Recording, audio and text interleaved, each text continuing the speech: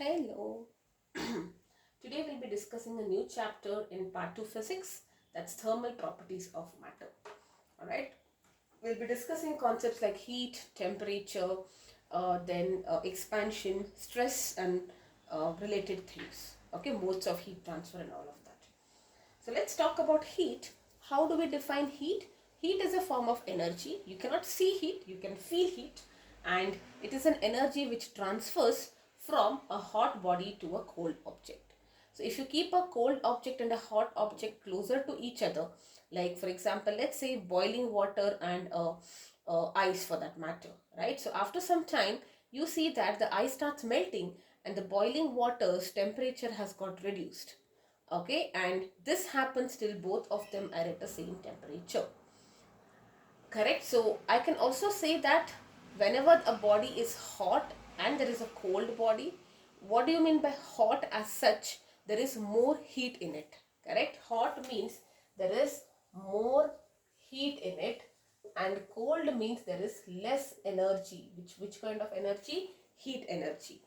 And just like diffusion, how do you define diffusion? The flow of particles from a region of higher concentration to lower concentration, something that happens passively, naturally. You don't need to put energy. Okay, so it happens on its own. Same way, there is more heat in the hot body, there is less heat energy in the cold body. Naturally, to make or to keep the difference same, there's a difference now. To nullify the difference, heat flows from hot body to a cold object. Okay, now I'll ask you a question. When you touch a hot body, you feel hot. What do you think is the reason? Or in other words, what do you think in which direction is the heat flowing, by the way? Okay, let's try to understand it that way. What is the direction of flow of heat? Okay, so what happens if you compare it to the hot body? You are actually cold, right? The hot and cold is something which is relative, correct? Now if you touch a cold body, you are at a high, you are having more heat, correct? The concept of heat is relative. When you touch a hot body, you are having less heat, correct? So that's the reason heat flows from the hot body to your body. Since heat is coming inside your body, you're feeling hot. Similarly, what happens if you touch a cold body? Correct? Now, compared to the cold body, your body is having more heat, right? And that's the reason heat flows from your body to the cold body. Because heat is going away, you have lost heat, you will feel cold. Okay, now it's not that very obvious that yes, of course, if I touch a cold body because the body is cold, I'm feeling cold. No, you will feel cold if heat is lost from your body. You will feel hot when heat enters your body. Alright, so keep this in mind. Let's talk about the unit of heat. The SI unit of heat is joules. You might have measure it in terms of kilojoules or megajoules if required. Otherwise, a common unit is calorie, and 1 calorie is 4.184 joules. Some books write it as 186, but it doesn't matter, 184 or 186. Okay, so that is about heat. Now, closely associated with heat is a term called temperature. What is this temperature? It is a relative measure, okay, relative measure of the hotness or coldness of a body.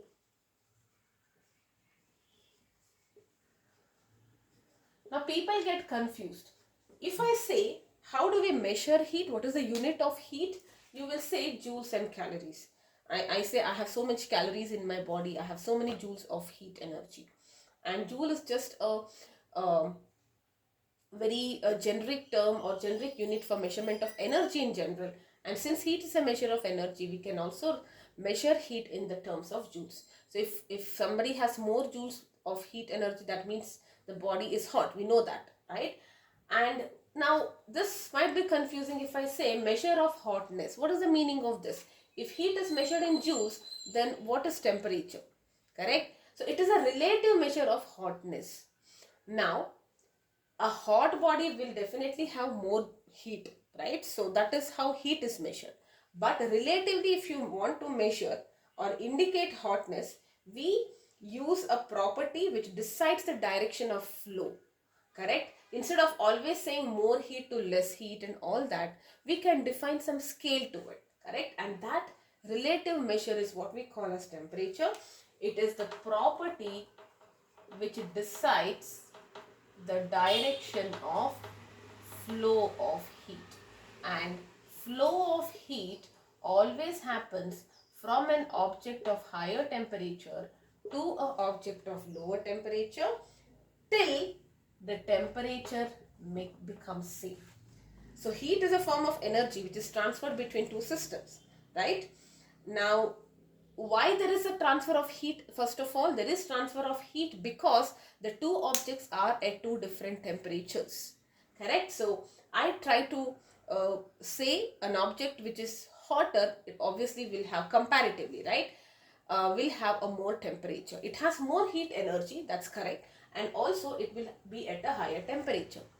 So now if I say there is an object at higher temperature and lower temperature, it is obvious that heat always flows from higher to lower. And how do we decide that? That is the definition of temperature. The temperature decides the direction of flow of heat, and heat always flows from an object of high temperature to lower temperature, and this happens till they are same, till both of them acquire a same temperature. See, when do you say diffusion will continue? Till the concentrations are same. Alright, there is movement of molecules, higher concentration to lower concentration, till the concentration becomes same. Similarly, when do you say that current, there is flow of current? Only when there is a potential difference, and the current flows till the potential difference is zero or the voltage is constant. Correct? Same way here also, heat flows from hot object, that is an object at higher temperature, to lower temperature till the temperature remains constant. And at that time, when the temperature remains constant, we call that the system is in thermal equilibrium. Thermal equilibrium means there is no transfer of heat and the entire system is at the same temperature. Alright, so if you keep, let us say you're taking a glass of milk which is very hot and you put a spoon into it, you will gradually see that if you touch the spoon, it starts becoming hotter, and over a period of time the milk and the spoon both will be at the same temperature. Correct? The spoon will not just go on becoming hotter. Correct? So there will be an equilibrium when all the glass, the container, the glass containing milk, as well as the spoon and the surroundings, all will be at the same temperature, and there is no transfer of heat, because transfer of heat takes place only if there is difference in temperature. Since there is no difference, everything is same, no transfer of heat, and that state is what we call as thermal equilibrium. Alright, now let us say, how do you measure temperature? In order to measure temperature, you take a device, you make use of a device called as thermometer. Thermo is heat, meter is measurement of temperature. Correct? Now there are a few requirements if you want to measure temperature using a thermometer. What is that? You need a thermometric substance. Like for example, one substance can be of mercury. What is the meaning of thermometric substance? Whose physical properties vary directly with the increase in temperature. I have a pattern. Okay, if the temperature increases, the properties are also varying linearly. It's like, linear proportion, 1 apple, 10 rupees, 2 apple, 20 rupees, and so on. You can predict, right? 10 apples cost you what? There is a pattern. Correct? So linearly, the properties increase. That is what we call as a thermometric substance. And you can measure it only when your thermometer and the substance are in thermal equilibrium. You might have used thermometer to record your temperature of your body when you're having fever. So you place it under the armpits or underneath your tongue, whatever it is, and there is a sound at which till that sound, till you hear that beep, you will not remove the thermometer, and you can see that the temperature is increasing in that particular thermometer. Now, how do you think that beep beats, or when should it know that I'm supposed to beep it? It's not like there is a predefined time. Okay, It senses, there is a sensor inside which kind of tells you that the temperature is no longer increasing, it is almost constant for this much time. And if that happens, you have to play a beep so that the user will know that, okay, my temperature reading is done. Okay, and when the temperature reading is done, the thermometer as well as your substance, the thermometric substance, they are in equilibrium. Body for example, your body and the thermometer is in substance, I mean the object whose temperature you're trying to measure, they are in thermal equilibrium. Alright, now there is something called as calibration. If you want to design now there is a device, correct? Now you also need a scale, correct? Just like if it is not enough if you have a weighing machine, you need to know what is the scale for it, okay? Whether it is in kgs or grams or pounds or whatever, correct? You need to have an appropriate scale. So in order to measure the temperature, you need to have an appropriate scale, and to choose the standard scale, you need some reference points, correct? So now, two reference points were decided randomly, okay? That is my reference point. So I decided two reference points.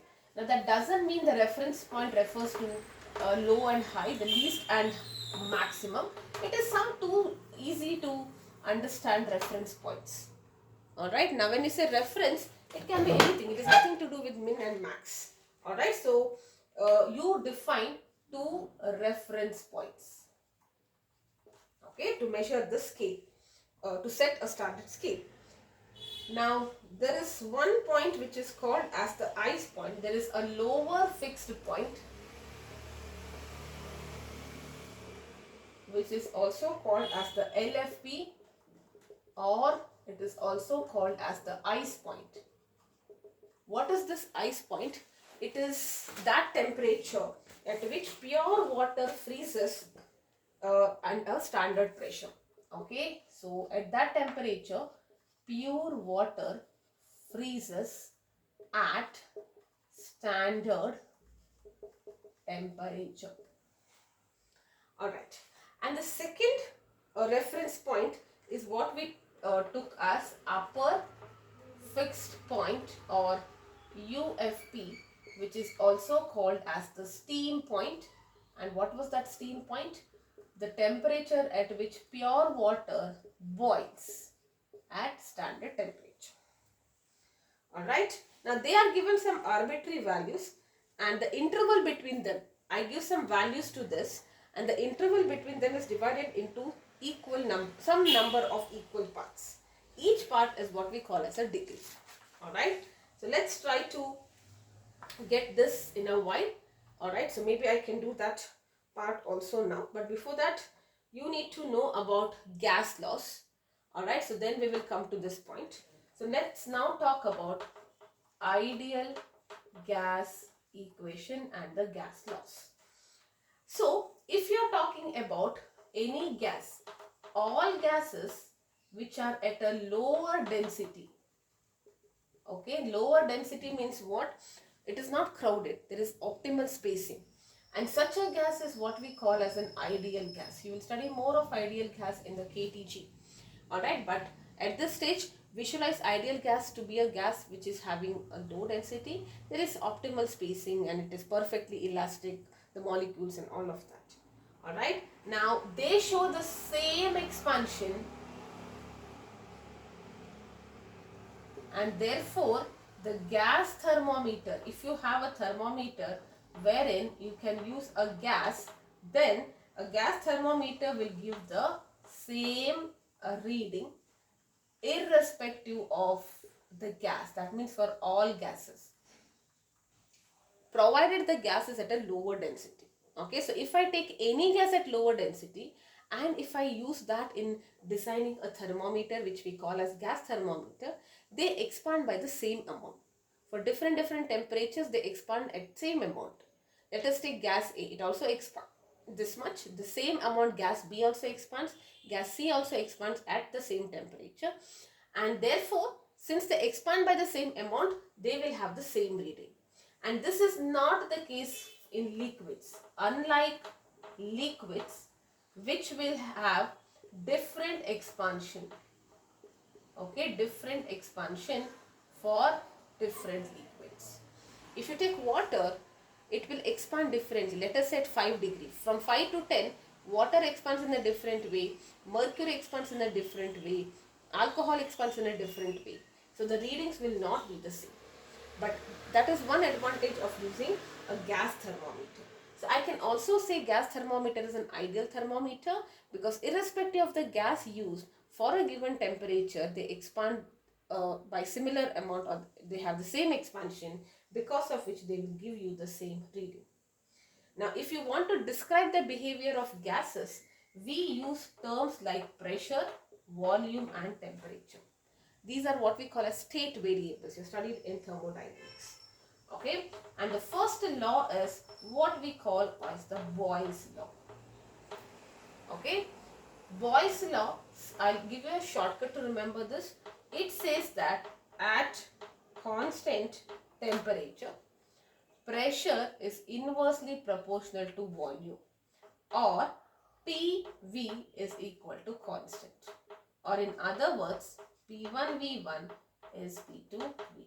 This is what we call as the Boyle's law. Alright, so what it says, at constant temperature, P is inverse, and it makes sense, right? If you keep the temperature same, if you try to reduce the volume by moving a piston or making the spacing smaller, then the molecules start colliding more, because now the volume has become smaller. They don't have enough space to move. So there will be more collisions. Okay, so let us say this was the volume, and now you are reducing the volume to this much. You are moving a piston or something. The same number of gas molecules will have lesser space to move. The collisions will be more, pressure will be more.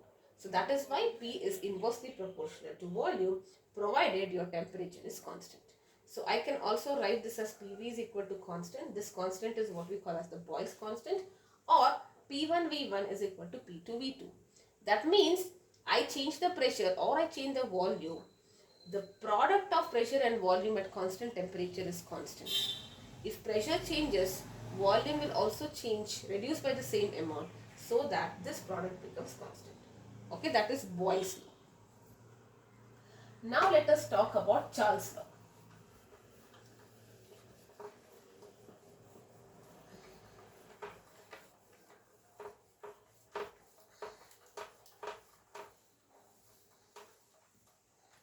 Okay, so Boyle's law I have written here.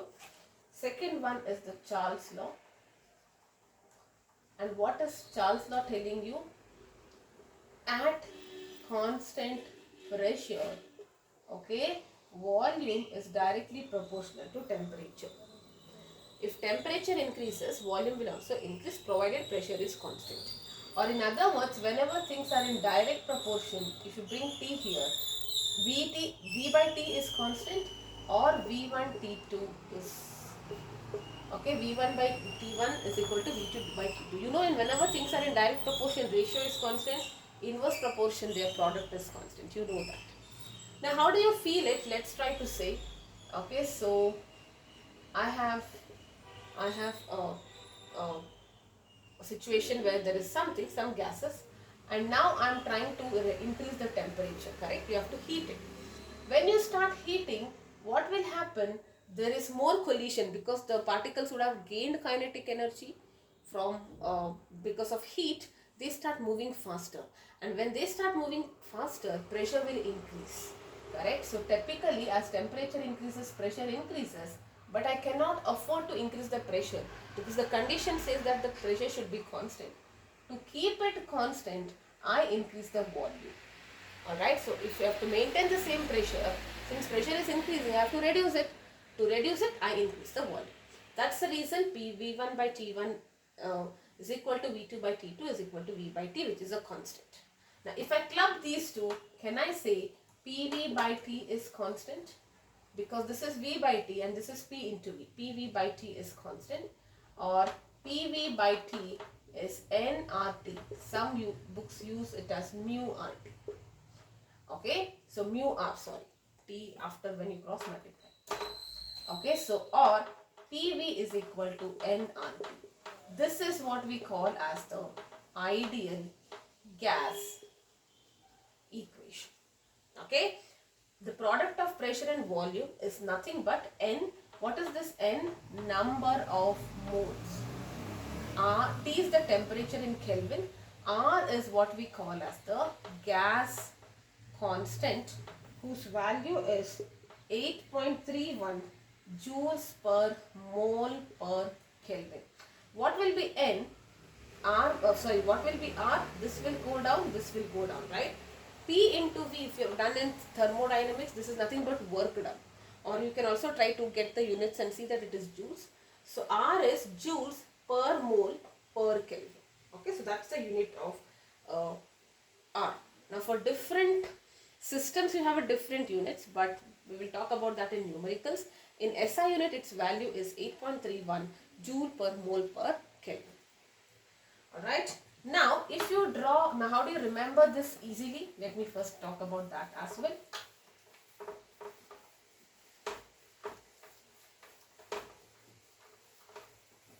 So first B comes alphabetically and then C comes. So first Boyle's law and then Charles' law. Boyle's law is PV. Remember this as VT. PV, VT. Alright. The only thing is this is inversely proportional. This is directly proportional. And whichever is missing, that is constant. Constant temperature, constant pressure. Okay. Now if you plot a graph of pressure and temperature for different gases, alright, you can see this something like this. This is gas A, B and C. You feel that they are all meeting this at one temperature, and that is minus 273 degrees centigrade, which is also what we call as 0 Kelvin. This is what we call as the absolute temperature, which is the lowest temperature theoretically possible. Practically, the lowest temperature is much higher than this. You cannot reach this. But theoretically, there cannot be any temperature which is lower than this. What is the meaning of this? Look at that. When the temperature is minus 273 degrees centigrade or 0 Kelvin, pressure is 0. What is the meaning of pressure 0? You cannot have a system where pressure is 0, because it means that the molecules are not vibrating, or the molecules do not have pressure. It is not possible, right? That means it's almost like the molecule cease to exist, 0 pressure. Correct? So this scale is what we call as the absolute 0, or absolute 0 it is, the temperature. Okay, absolute 0, or it is the lowest temperature. Now what it tells you, when the temperature is different, correct? Or let me take it a constant temperature, the pressure of C, B and A might be different. Okay, they might have different pressures at the same temperature. But when the temperature is really low, when the pressure is really low, they are almost having the same temperature. That's when I just told you in the beginning, in gas thermometers, at low densities, all the gas expand the same way. And expansion depends on temperature, right? So they expand uniformly, therefore their readings are same. This is exactly what it is. At low temperatures, density will be low, pressure will be low, nearly they will be equal. Alright, so now let's talk about temperature scales. Very important, okay. So you have degree Celsius or centigrade, Fahrenheit, okay, and then Kelvin, or some new scale. If you want to design your own scale, you can do it. So you just need to know the reference points, right? And then it becomes easier. And let us say this is my lower fixed point, that is ice point, upper fixed point steam point, number of divisions. Lowest here was 0 degree, because that is when your water starts melting, and highest is water starts boiling, so 100 degree. Number of divisions is 100 here. Now if you convert it into Fahrenheit, the 0 degree corresponds to 32 F, and 100 degree 200 F, and number of divisions is 180. Kelvin, this will be 273.15 Kelvin, 373.15 Kelvin, and number of divisions is 100. Let us say this is theta naught, this is theta up lower, this is theta upper, this is theta upper minus theta lower. I hope this is clear. It just means that 0 degrees equivalent to this, it's equivalent to this. 100 degrees equivalent to this, equivalent to this. Now how do I try to write the relationship? See, temperature in centigrade minus 0 divided by 100. C minus 0 by 100 will be equal to F minus 32 by 180, which is also equal to Kelvin minus 273 by 100, which is also equal to theta minus theta naught by theta u minus theta. This is one way of remembering. Okay, so easily I can get temperature in Fahrenheit and all that. Otherwise you can use the 2-point form which you have studied in straight lines. I'll tell you that also. Okay, so centigrade minus 0 divided by 100 is Fahrenheit minus 32 divided by 180 is Kelvin minus this divided by 100. Theta minus theta naught divided by this. Okay. Or let us say 2, you can also use 2-point form because the relationship is linear. Correct. What it tells you, 0 degree is nothing but 32F and 100 degree is nothing but 212F. So how do you convert from Fahrenheit to centigrade or centigrade to Fahrenheit? Let's understand one. So let me take x1, y1 as x1, let me say in centigrade, and this is in Fahrenheit. Okay, first set. Will it be 0 and 32? Correct. And x2, y2 will be 100 and 212. We have done a similar question in your straight lines also. Correct? Yes. So now you use 2-point form. Y minus y1, which is 32, will be y2 minus y1. y2 minus y1 will be 212 minus 32 divided by x2 minus x1, 100 minus 0 into x minus x1. So y minus 32 is 180 by 100 into x. Okay. 25s are 29s are. So can I say y is 9 by 5x plus 32, or degree Fahrenheit or Fahrenheit is 9 by 5 times degree centigrade plus 32. Remember anyone, if they ask you to convert centigrade into Fahrenheit, put Fahrenheit and rearrange. Okay, so F is equal to 9 by 5 times C plus 32. This is one way, or you can use this also. Okay, so in this, if you remember, anything should be fine.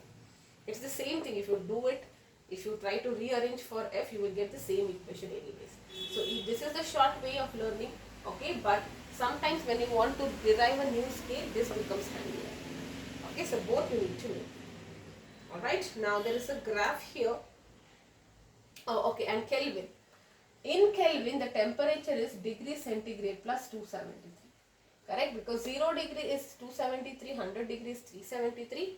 So Kelvin is nothing but centigrade plus 273. Fahrenheit is nothing but 9 by 5 C plus 32. Alright, yes. Let's quickly do a question and then maybe we'll talk about the next part, that is thermal expansion.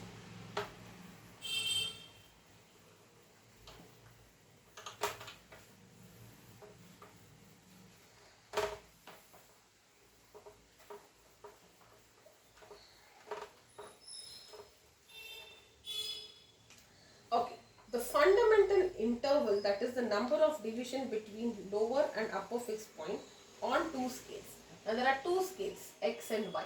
These are two scales, okay, like degree and Fahrenheit, degree and Kelvin, okay, or like centimeter and meter, two scales.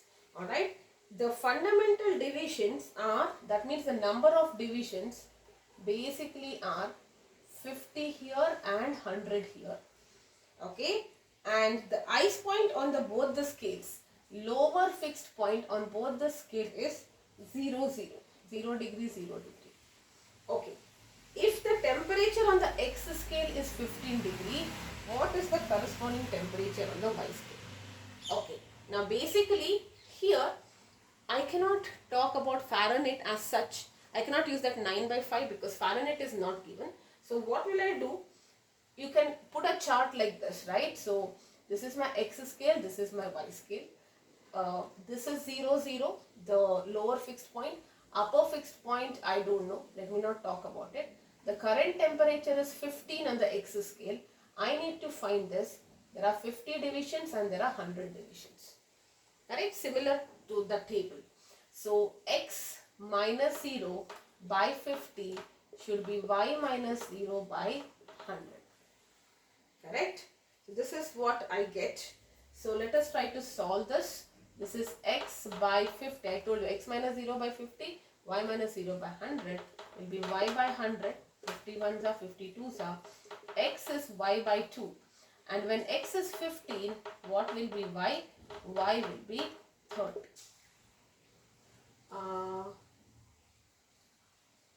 50 and 100, right? Oh. 50 and yeah, if it's 100, it's fine. 30, yes.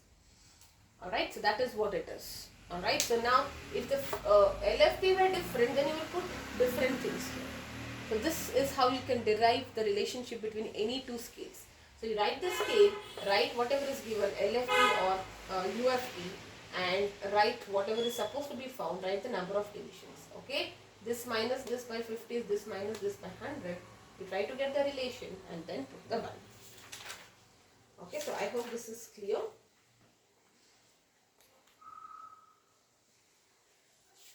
Alright, so let's maybe also complete thermal expansion. Thermal stress I can probably take up in the next video.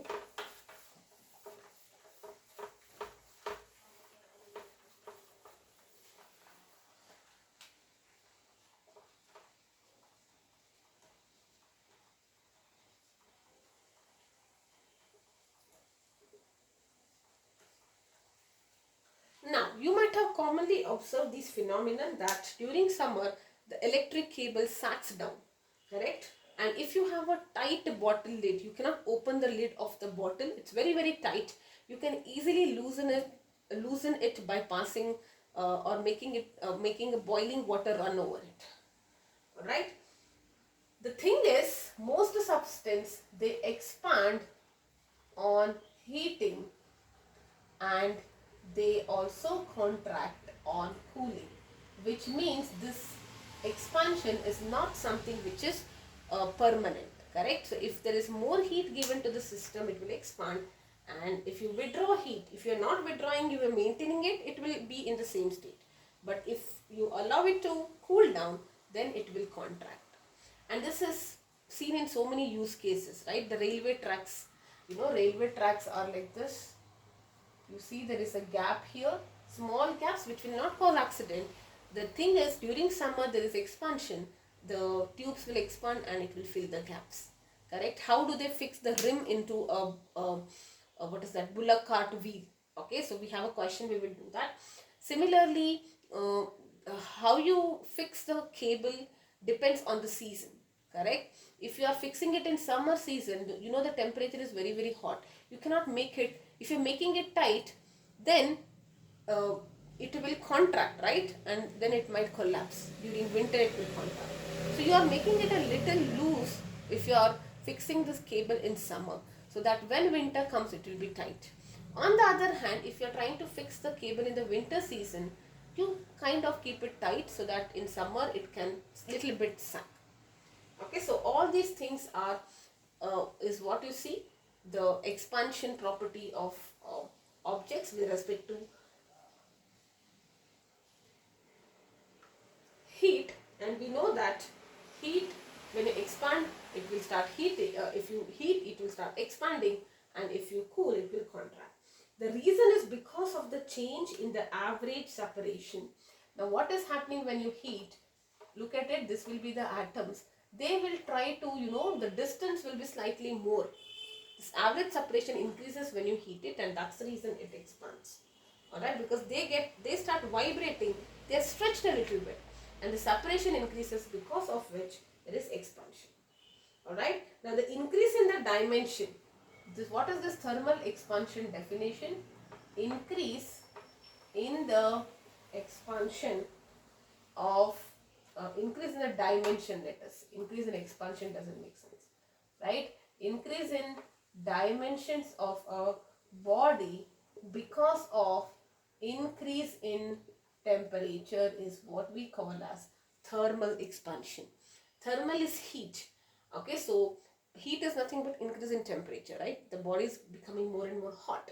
So if the temperature increases, that means you're heating, there is increase in the dimension, and this is what we call as thermal expansion. Now there are three kinds of thermal expansion. You have something called as linear expansion, where there is increase in the length. Only the length is increasing because of heat. There is something called as area expansion, where there is increase in the area, two-dimensional. And there is something called as cubic or volume expansion, where there is increase in the volume, 1D, 2D and 3D. Okay, now let's try to first understand linear expansion. What is linear expansion? There is an object, let us consider a rod. You are heating it, it will slightly expand on heating. Okay, now if you want to understand, original length was this much, and if I am supplying this much of heat, then what will be the new length? By what extent it gets expanded? So to know that, we have figured out that the change in length by original length is proportional to the change in temperature. Okay, so I repeat, it is observed that the change in length per unit, original length is proportional to the change in temperature. That means if the difference is more, let us say from 5 degree was the initial, now you are making it 100 degree. If the difference is more, this ratio will, that means delta L will also be more. Right? So more heat, more is the expansion. Okay. Now another way of putting this is also this way. Okay. Now what is this change in length? Let me say L naught. Let me just keep this. L naught is the length at 0 degree centigrade. Okay. So what is the change in length? The new, and L is the new length. New length at T degree centigrade. Okay, let me say after 10 seconds. So change in length is nothing but this, divide by that by L naught. Let me put it equal to, and I'll introduce a coefficient alpha, into delta T. What will be my delta T? T minus 0. Correct, difference. So now I will say L is equal to L naught plus L naught alpha into T. Okay, so that is how I get L naught into 1 plus alpha T. That is nothing but my, alright. Or in other words, I can say new length is equal to old length into 1 plus alpha into T new minus T old in general. Right? So this is what you can write. And it is derived from the same formula. Alright. Now I would advise you to remember this also and remember this also. For length, let us remember, for area it is having the same thing. New length is old length into 1 plus alpha into difference in the temperatures. That is linear expansion. What is this alpha called? This alpha is what we call as coefficient of linear expansion. Alright, so this is what we call as coefficient in linear expansion. And what will be the unit of this? This unit is basically, now you can see that here it is easier. This is not having any units because they are getting cancelled now. So temperature comes here. So this unit is per degree C or per Kelvin. Okay, that will be the unit of it. Similarly, what will be the, how can you write it for area expansion?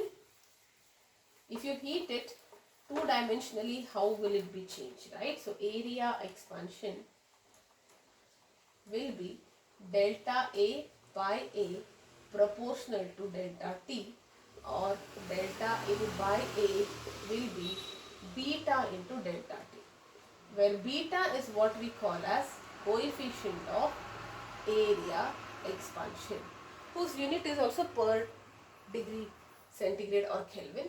Or I can also say A is equal to A naught into 1 plus beta T, or A new is A old into 1 plus beta into difference between the old and the new temperatures.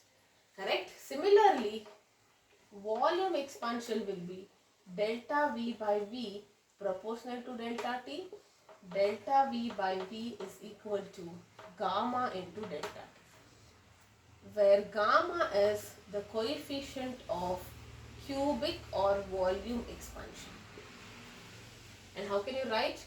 V is equal to V naught into 1 plus gamma T, or new volume is old volume into 1 plus gamma into the difference between the temperatures.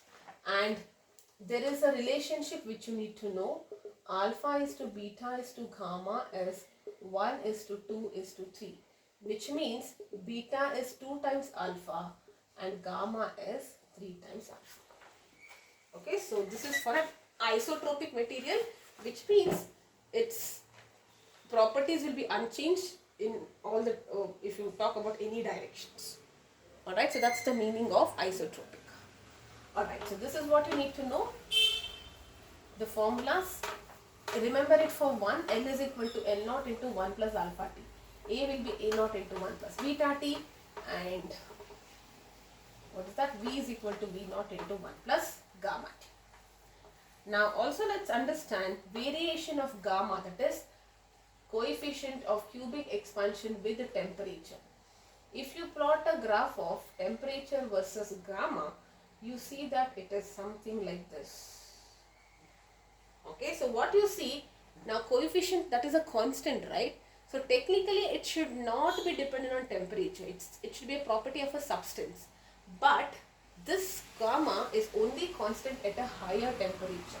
This is around 500 Kelvin.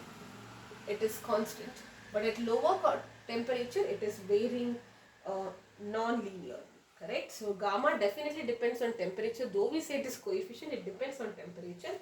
It is constant only at higher temperature. Okay, let's quickly do a question and then we will just talk about relationship between beta gamma, which I have already told. One question and we are done. Alright, so this is your NCERT question.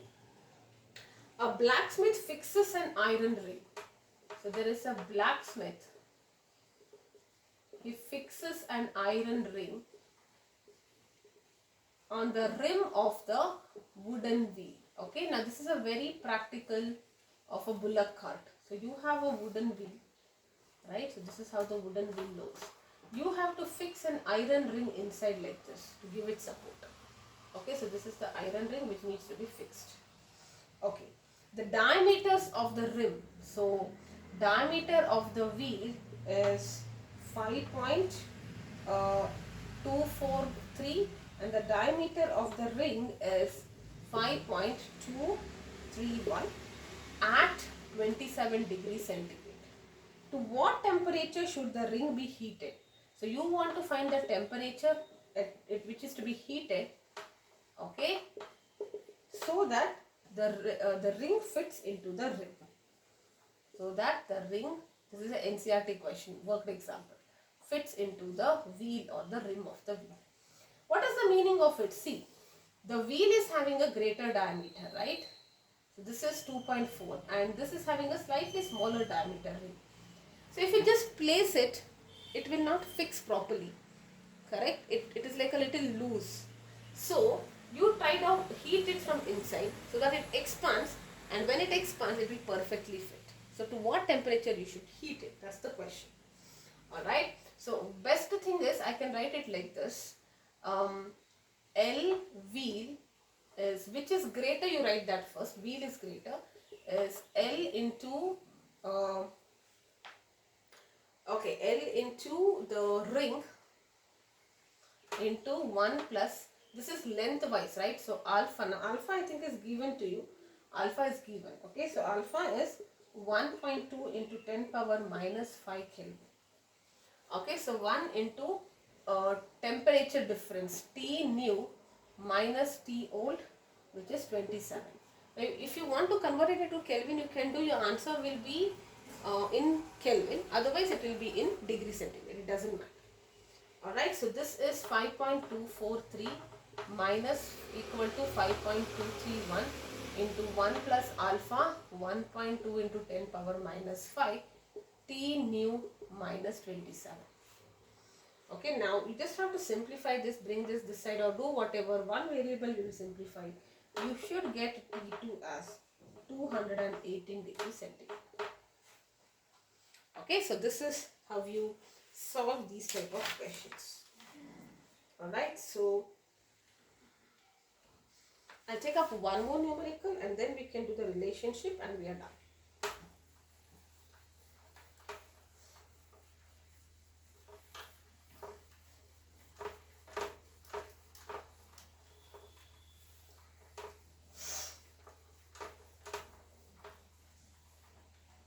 Okay, a metallic sheet is, so there is a metallic sheet and this is 80 centimeter long and 20 centimeter wide, okay, at 0 degree centigrade. At 0 degree centigrade, these are the dimensions.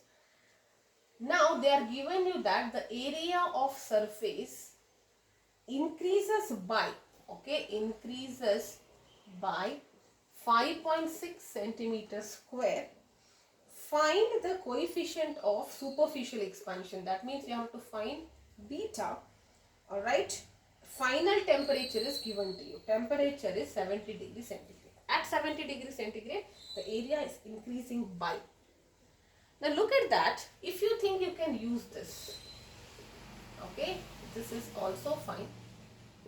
T will be basically delta T, I should say, right? So this will be like, I cannot use not is also fine, or 0 is given, so it's fine, T. Okay. Now increases by is given, correct? So that means if original was okay, 5.6 centimeter, everything is in centimeters. Yeah, change in area. Yeah, I think change in area. See, this is not the new area. What is the meaning of increases by? Let us say, I'll just give an example. If the length is 10 centimeter, it increases by 2 centimeter, means the final is 12, right? So that means this A is nothing but initial area. What will be the initial area? 800 into 2, 1600, right? So this will be 1600 plus 5.6, correct, by, okay, into 1 plus beta into 70. That's it. Okay. So what will this be? 1605.6 divided by 1600 is 1 plus beta into 70. And you have to just solve for beta. And since the temperature is in degree centigrade, you should get beta as 5 into 10 power minus 5 per degree centigrade. Okay, per degree centigrade. Alright, so that is it. Okay, now at last, what is the relationship between alpha and beta and gamma? I told you this, alpha is to beta is to gamma is 1 is to 2 is to 3. That means alpha beta are in the ratio 1 is to 2, beta is 2 times alpha. But how do we get this is the question. Okay, so if you consider a square plate whose original length is L0, for example. So what will be A0, its initial area, L0 square. Now let us say the temperature rises by delta T. New length L is given by this 1 plus alpha into delta T. Let me write delta T here. Correct? And what will be the new area? Let us talk about new area now. New area is L square. Correct? New area is L square. And what is L square? L is L0. So this is nothing but L0 square. This is new area. This is A. Okay, so new area is L square, which is L0 into 1 plus alpha delta T whole square. Now A is L0 square into, expand this, okay, 1 plus alpha square delta T square plus 2 alpha delta T. Since this is very small, you can ignore this, or you can use binomial approximation also. So A is L0 square into 1 plus 2 alpha into delta T. And L0 square is nothing but A square, A0, right? A0 into 2 alpha into delta T. And you know the general formula for A0 is beta. Therefore, beta is 2 alpha. If I compare, okay, beta is 2 alpha. So you'll just expand it regularly, and then finally you will compare whatever you're getting A is A naught into 1 plus beta t. That means this is beta, everything else is same. That means beta is 2 alpha. Similarly, how will you find between alpha and gamma? It should be, gamma should be 3 alpha according to this ratio. Correct? Let us do this.